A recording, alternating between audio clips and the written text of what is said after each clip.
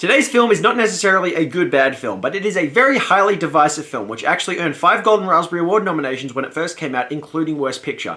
Nonetheless, I still feel like there's a lot to appreciate about this movie, which a lot of people aren't seeing, so I'm going to use this platform to talk about exactly why. Ho ho ho ho! Delightfully devilish, Seymour.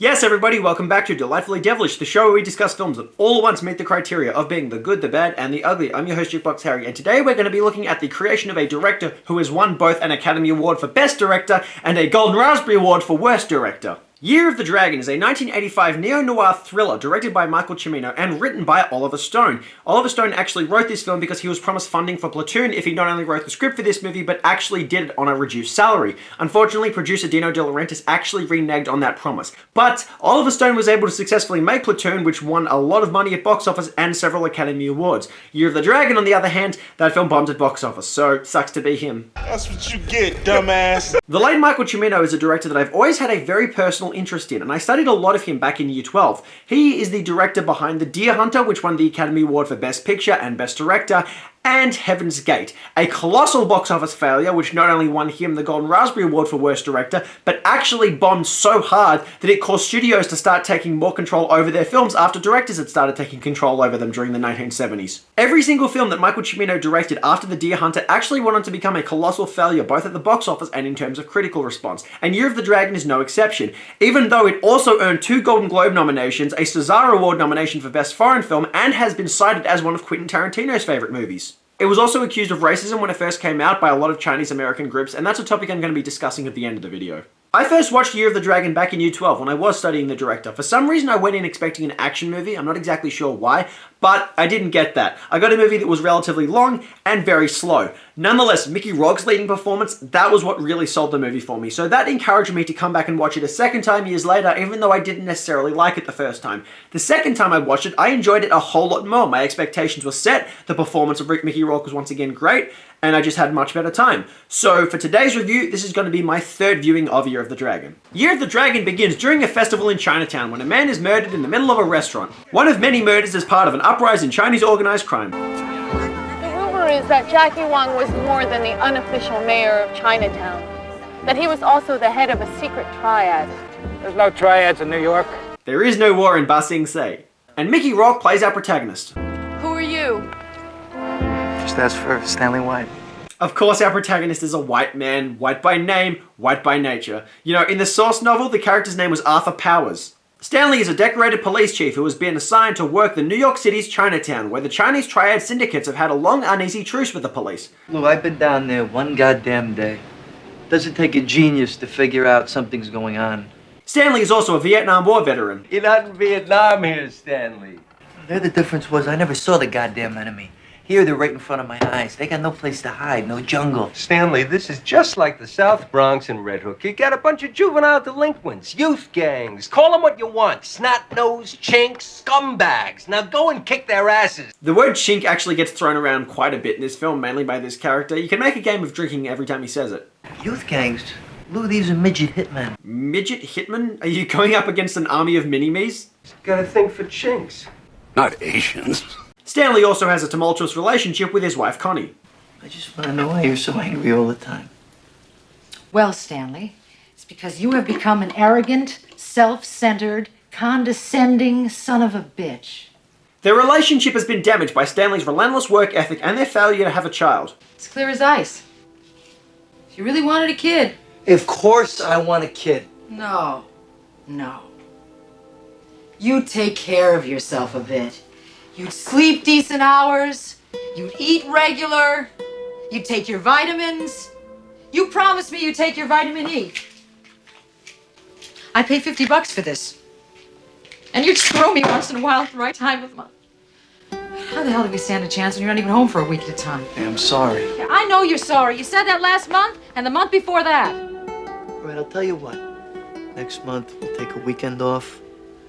We'll go up to that place in the Poconos. Place your brother-in-law is always talking about. There's a very genuine feeling of emotion in this scene. The subject matter in Year of the Dragon is all really hard-hitting, but there are a few moments where we get to be with the characters in their most vulnerable states, and honestly, those are some of the most powerful scenes in the film. It's also worth noting that most of the film was shot on sound stages in North Carolina, but you wouldn't guess it because the design is so detailed and authentic. Even director Stanley Kubrick, who was born in the Bronx, had to actually be convinced of this, and that's saying something. Stanley goes to meet with TV reporter Tracy Zhu at a Chinese restaurant. Now, what's your story? Me? What's there to say? I'm Polish. I'm from Brooklyn. I'm a cop. But I happen to be the most decorated cop in the city of New York. The film likes to semi-frequently remind us that Stanley is the most decorated cop in all of New York City, but all they do is say it. They don't really show much of it. We don't see many of his interactions with the other police officers, or any of the reasons that should be hyping this up. I want to change things. Why? Is Chinatown so bad the way it is? It stinks. The Harry Youngs got this place locked up like a jail. You got a slave population of sweatshop women working for 12 cents a piece. You got a male population. Look, I'm a reporter. I am not a crusader. Not with that attitude. You're an actress. She is not. Actually, in real life, that is Ariane, a fashion model who made her acting debut in this film, and you will learn pretty fast that she is not an actress. I'll give you hard facts off the record. You do one of those exposés on Chinatown. 1 week you do the gambling connection. The next week you do the youth gang extortion racket. You move up the ladder to the bosses that own the places. You splash their faces on the tube. Out of the blue, a group of criminals burst in and shoot up the place, and Michael Cimino does not hold back with this scene. The attack is explosive and bloody, intentionally trying to be excessive. And that's the entire point. It's meant to highlight the sheer violence of gang conflicts without glorifying it. This scene does that so well. Cimino also actively makes an effort to provide the perspective of the Chinese characters in his story. Rather than just making them background characters or stereotypical villains, Year of the Dragon makes an active effort to characterize its members of the Chinese triad as sophisticated men of business. And it's impressive that he's able to direct such strong performances in scenes that don't feature characters speaking the English language. 仲係當我哋好似二奶仔咁嘅喎，喺我哋背後咧，佢叫我哋 yellow niggers。 I actually tried looking that term up, and I couldn't find any major history of that being used as a racist term against Chinese people, but I guess anything is possible. Stanley White successfully demands an undercover Chinese cop named Herbert Kwong to assist in his investigation, played by Dennis Dun. Fun fact, both Dennis Dun and Victor Wong, who plays Harry Young in this film, they would both go on to work with director John Carpenter on the movies Big Trouble in Little China and Prince of Darkness. Both those actors would also work with John Lone, who plays Joey Tai in this movie, in the Academy Award for Best Picture winning movie The Last Emperor. So this movie features pretty much all the major Chinese American actors who saw a surge in popularity in the 1980s, minus of course James Hong. And the next scene is interesting because of how it was shot. This actually features 3 geographically different locations all cut together to pass off as a single location. It begins with a young gangster, Joey Tai, walking through a Bangkok sweatshop, crossing a New York City footbridge, and finally entering a North Carolina apartment set. One of the script supervisors on Year of the Dragon actually claimed that this scene would not cut seamlessly, so director Cimino actually bet him $1,000 that it would. That supervisor later conceded that he was wrong when he saw Cimino's cut, but the director refused to take the money. This scene just shows Joey Tai visiting his assassins, but it doesn't really serve much purpose. And there are a lot of scenes in Year of the Dragon like this. They play out just like empty conversations that fill dead air as the plot moves along. And this is a very typical technique for director Michael Cimino. He did it in The Deer Hunter because it gave us plenty of time to spend with the characters before they got shipped off to war. He did the same thing in Heaven's Gate. He gave us plenty of time to spend in the characters before they got caught up in the Johnson County War, even though that was a whole lot less entertaining.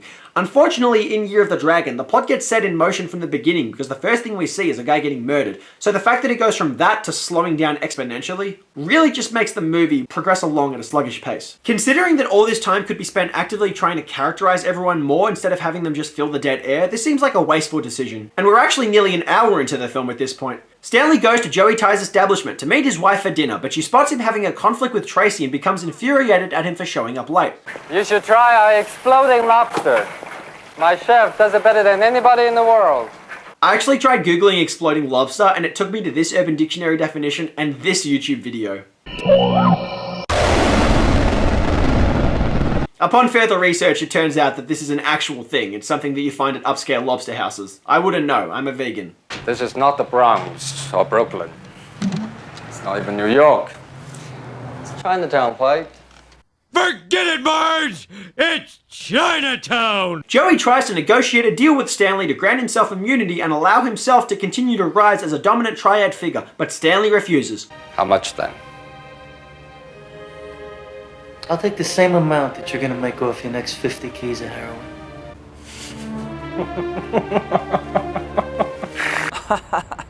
But you made one mistake I'm not Italian. I'm a Polak. And I can't be bought. Is that a new stereotype? After this conflict, Stanley finds his wife has left, and back home she throws all his belongings outside, so he goes to negotiate his way into Tracy's apartment. Interestingly enough, Tracy's apartment was not actually a set. In order to get the desired view through the windows, it was specifically constructed at the top of the famed Clock Tower building in New York City. Cimino wanted to be the first filmmaker to capture the view of the New York City skyline, and I will say it's pretty spectacular. The first time I saw you, I knew you were cracked. And a racist, too. We get titillations towards Stanley's racism, but the film never really has the conviction to actually follow through on this. Were you in Vietnam? Yeah, why? I knew it. It ruined you. First time I saw you, I hated your guts. The same goes for Vietnam. Whenever the film wants to, it just casually reminds us that, oh yeah, Stanley served in Vietnam once upon a time, but he never actually does anything with this. And considering that Cimino won 2 Oscars for making the Vietnam War movie The Deer Hunter, you'd think he would understand the potential that this theme carries. Oh, look at you, sweetie, what happened? He goddamn knows what happened! Go get me a beer, bitch! Also, Tracy has 3 televisions in her apartment, and I can't figure out why. As a reporter, I assume it's just so that she can watch herself on TV 3 times at once. Stop it. You mean you can't? I just spent all afternoon here, making love with my boyfriend. That doesn't sound like a normally formulated sentence. We're not in the back seat of some car to drive in. Oh, that was a really well-constructed sentence. He went to Princeton. His name's Roger. This Roger's so great. How come he didn't marry you? What's the matter? He didn't want a little slant-eyed Roger IV at Princeton? I don't know. We've never discussed it. We just meet here to fuck.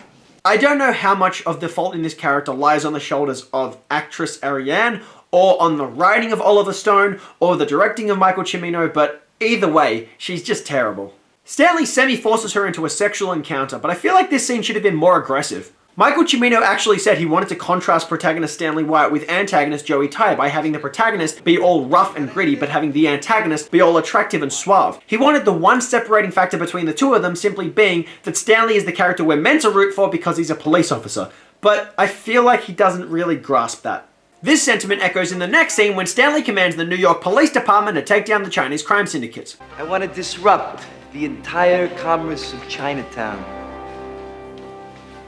Do you understand me? I want chaos. See, this scene right here should feel like Stanley is back in Vietnam talking to his soldiers. It could more heavily reflect the idea that Stanley is using his war on the Chinese criminals to win the Vietnam War that America lost. But there is little feeling in this scene when it could have been an essential moment. It's kind of weird. I feel like Year of the Dragon actually balances pretty powerful scenes with pretty empty ones. It's a strange balance. The police begin to raid gambling parlors and sweatshops as part of Stanley's war on Chinatown. Can you tell us if there is such a thing as the Chinese mafia? Sounds very exciting, like a comic book. The existence of triads is documented by the Drug Enforcement Agency. Documentation without proof. This farce is further evidence of the consistent discrimination against Chinese in this country. Mr. Tai, are you saying there is no criminal element in all of Chinatown? Of course not. But why do you media people insist on emphasizing this sinister Charlie Chan image? See, Joey Tai gets a far better characterization. We don't get too much time to know him as a person, but as a smooth-talking businessman, Joey Tai holds a rich screen presence who hides his darker elements beneath the surface. You ever think about your pension, Mike? Fuck the pension. That's what's wrong with this whole goddamn police department. Everybody's so worried about their pension. Make sense! This is a fucking disgrace. Lulu, this is a fucking war, and I'm not gonna lose it. Not this one. Not over politics. It's always fucking politics. This is Vietnam all over again. Nobody wants to win this thing, do you? And this is the moment in the film that has the most significance in terms of Stanley's role in the Vietnam War. We could have seen something great. We started to get some very powerful work out of Mickey Rourke. And then it's gone just like that. We were on the verge of greatness. We were this close. You got delusions of grandeur or something, sucking up to this chink reporter to get your face all over the tube. What is it with you? You gonna chink on us? You do it sideways or something? Sideways vagina. You got no shame. Connie was the best thing you ever had in your life. Okay, so that punch definitely did not connect.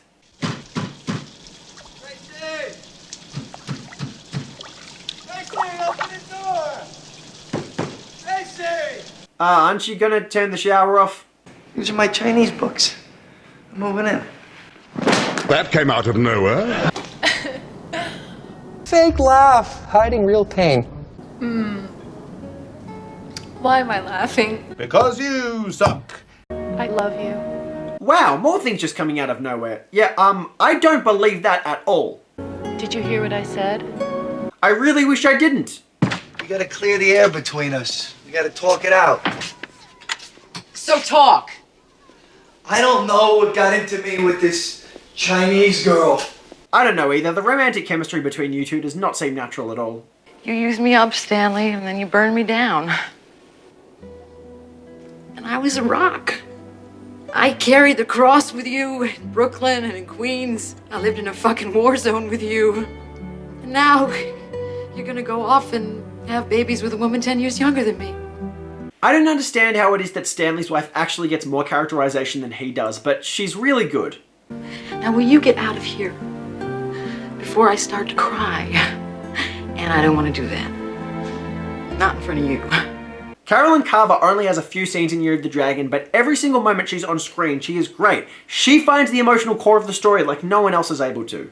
Two assassins come by and one of them kills her. Stanley is able to kill him, but the other one escapes into the street. Stanley gives chase and is able to shoot him down before his car explodes in a blaze of blood, fire, and fury. Then we get this beautifully shot scene where Joey Tai goes to visit the source of his drug production in Hong Kong, and the set design, cinematography, and scenery is all spectacular. Unfortunately, the only purpose this scene seems to serve is to show how far Joey Tai has climbed and to show him displaying humanity when he buys the life of a man who was destined for execution, as well as contrasting this by showing that he's executed another man in the triad. But realistically, this scene just seems overblown. There's a lot of pretty imagery and it obviously cost a lot of money, but why? It didn't really do anything. The funeral for Stanley's wife, on the other hand, this is a powerful moment. Here we see Stanley breaking down and showing his vulnerabilities as he copes with the knowledge that his war on Chinatown led to the death of his wife. Mickey Rourke says everything in this scene without even using many words. We got an arrangement, a treaty with these Chinese. And however tarnished it is, it works. Another thing that didn't develop too well, the treaty between the police and the triads. You know, this film has a lot of ambition, I'll give it that. There's a lot of themes that it wants to put into its script. All it ever does is skim the surface. It never really delves into them, and it makes for a bit of an unfulfilling experience much of the time. What is all this? It's a police investigation, darling. I thought you were a reporter. I let you use this place, but this is ridiculous! No, you're being ridiculous. You ungrateful, overbearing, self-centered son of a bitch! Don't tell me what I want. Ariane, of course, was nominated for the Golden Raspberry Awards for Worst New Star and Worst Actress for Year of the Dragon. She falls flat for most of the movie, but does a complete 180 in this scene. And this is the scene that certifies exactly why she got those nominations. We get another sequence of prolonged dialogue between Joey Tai and his men while Stanley listens until Joey is confronted with the knowledge that he's been bugged. Herbert is found out and gunned down, but is able to tell Stanley the name of the bow where Ty's next shipment of heroin is coming in. Stanley confronts Ty in one of the man's establishments, the police come to intervene, but Ty's assassins come into play. Ty's men also track Tracy down to her apartment, which reveals that Ariane can't even convincingly respond to the threat of a knife. More extended sequences of conversation. Oh yeah, and this. God damn you, Stanley. I was almost killed for you. I was raped. Year of the Dragon does not show her being sexually assaulted, and I think that's a bad decision, because of the fact that this movie has got the ambition to actually show the sheer brutality and violence of gang wars, and yet when it comes to a sexual assault, the film not only does not show us this, but they decide to have the worst cast member actually explain it to the audience. Bad idea. Also, we have just crossed the 2-hour mark of the film now. Stanley gets told that he's being sent back to Brooklyn, but this doesn't mean much. Then the film takes us to the docks, where Stanley goes to confront Joey Tai and his men. With the violence kicking back in, Year of the Dragon picks up some traction again. Joey tries to escape the scene, but Stanley confronts him. Joey! Come on!